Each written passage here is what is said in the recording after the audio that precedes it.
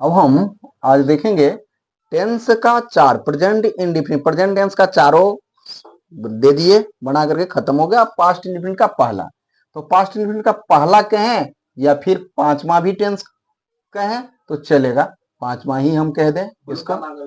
हाँ, तो पांचवा ही कह दें। ये पास्ट इंडिफिनिट का पहला भी कर सकते हैं, पास्ट इंडिफिनिट का ये पहला हुआ, चाहे ये डायरेक्ट प्रेजेंट इंडिफिनिट खत्म हुआ, present imperfect, present perfect tense, present perfect continuous, तो ये पांचवा नंबर पास्ट इंडिफिनिट। तो हम 5 लिखते हैं, बाकी आपको टेंस के अनुसार ही समझ जाना है। तो पास्ट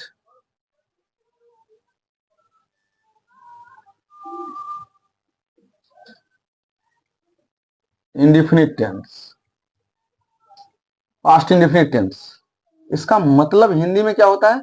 सामान्य। वही इंडिफिनिट का मतलब सामान्य होता था, प्रेजेंट टेंस में भी प्रेजेंट का प्रेजेंट इंडिफिनिट सामान्य था, सामान्य वर्तमान काल, ये सामान्य भूतकाल हो गया, सामान्य भूतकाल, ये हो गया सामान्य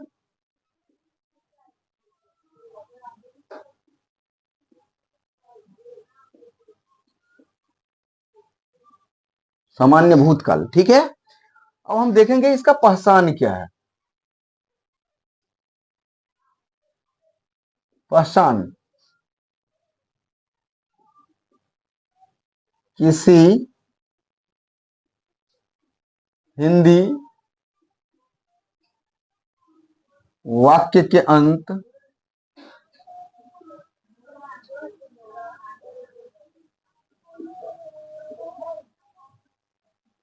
मेन वर्ब में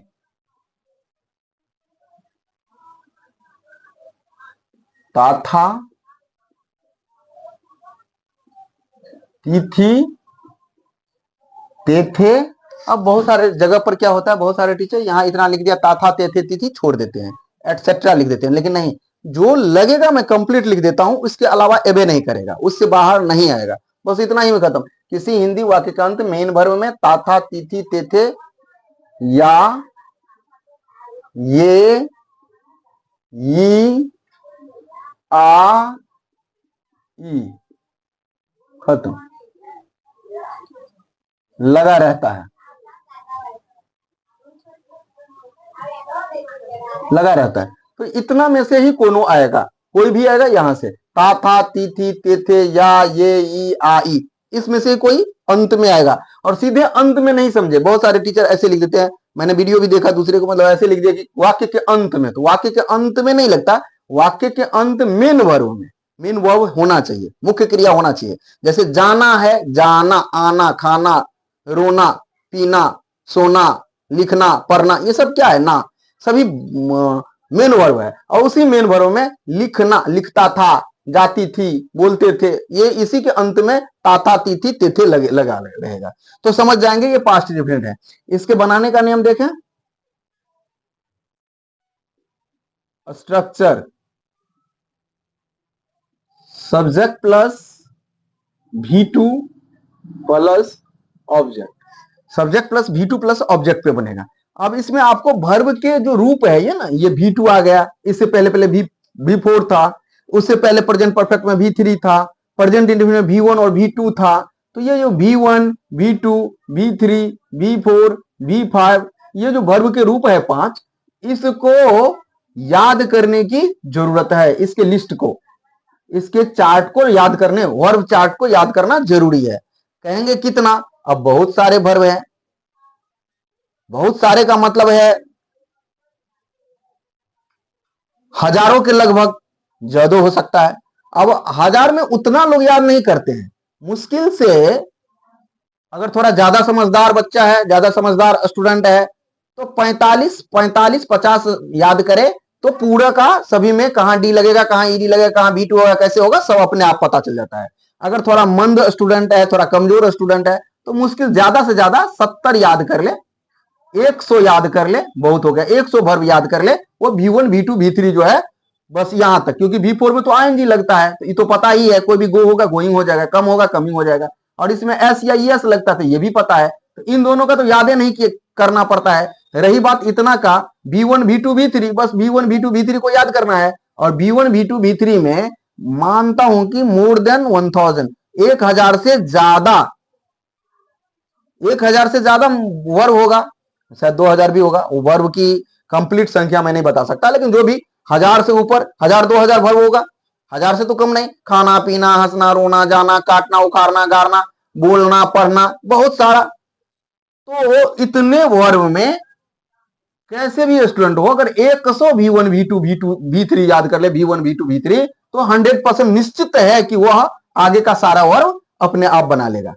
अगर तेज स्टूडेंट है तो 40 से 45 कर ले तो वो निश्चित उनको पूरा पूरा वर्ब निकल जाता है, खुद से बना लेते हैं। तो V1 V2 V3 का जो चार्ट है वो तो आपको याद करना पड़ेगा ही पड़ेगा, कहीं से याद करना चाहिए। तो अब कहेंगे कि सर इसी में लिख दीजिए V1 V2 V3, इसी में कैसे लिख दूं, इसी में लिखूंगा बहुत ज्यादा लंबा हो जाएगा, और इतना वर्ब लिखने के लिए तो फिर अलग से वर्ब का बनाना पड़ेगा वीडियो, वही चलेगा। अब मैं इस पर दिखाता हूं कि subject plus V2 plus object कैसे बनता है। ये इस पर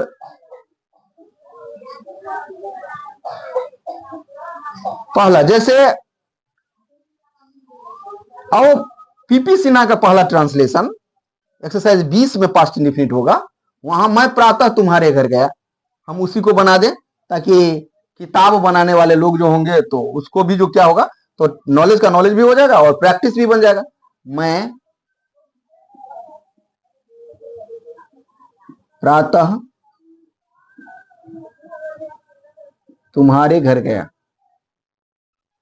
मैं प्रातः तुम्हारे घर गया, ठीक है। इसमें सब्जेक्ट काम करने वाला कौन है, सब्जेक्ट कौन है, मैं, आए हो गया।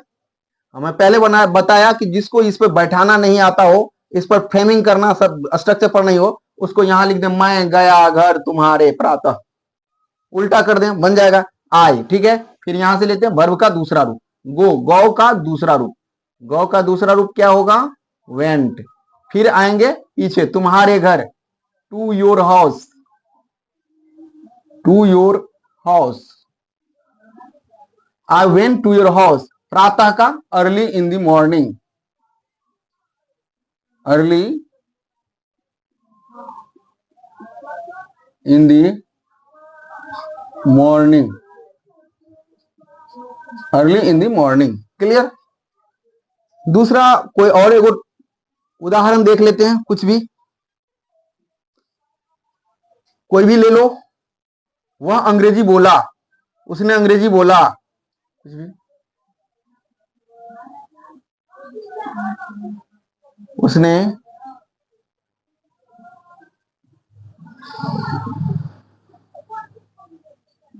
उसने अंग्रेजी बोला, वह भी लिख सकते हैं, वह अंग्रेजी बोला, उसने अंग्रेजी बोला चलेगा, उसने यह कहा चलेगा, खास करके से शब्दों में उसने का ज्यादा यूज होता है।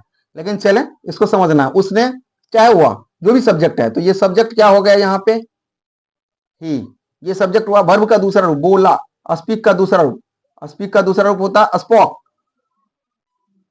और कहीं कहीं स्पैक भी, तो स्पैक भी चलता है, ही स्पोक। फिर पीछे आएंगे अंग्रेजी, ये ऑब्जेक्ट हो गया, यही ऑब्जेक्ट हो गया, क्या हो गया ये,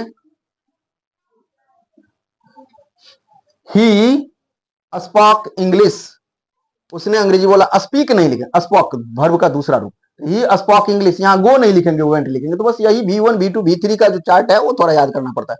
बस एक छोटा सा टेंस है, पास्ट इंडेफिनिट, खत्म।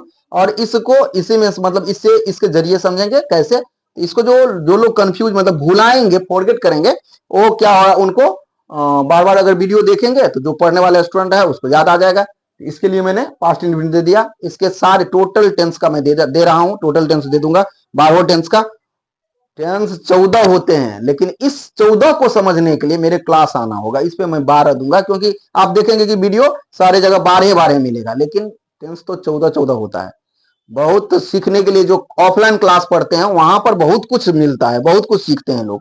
ये ऑनलाइन पे तो एक एक वीडियो पास्ट इंडेफिनिट हुआ, इसके बाद मैं पास्ट इम्परफेक्ट दूंगा, पास्ट परफेक्ट टेंस दूंगा, आपको याद हो जाएगा। समझे, तो समझने वाला जो मेहनत करने वाले स्टूडेंट है, हाँ ये बात मैं निश्चित कर सकता हूं, जो मेहनत करने वाले स्टूडेंट है वो अगर ऑफलाइन नहीं भी पढ़े तो वो डीएम भी बन सकता है ऑनलाइन, यूट्यूब से पढ़ करके, ऑनलाइन से पढ़ करके वो आईएएस की तैयारी, वो कलेक्टर भी बन सकता है, ये बात सही है। लेकिन कौन, जो पढ़ने वाले 2-3% लेकिन बाकी स्टूडेंटों को तो हाथ पकड़ के लिखाना पड़ेगा, यानी कि उसको क्लास जाने की जरूरत है, ऑफलाइन पढ़ने की बेसिक बेस बनाने की जरूरत है। तो यहां से देखें, ठीक है, समाप्त।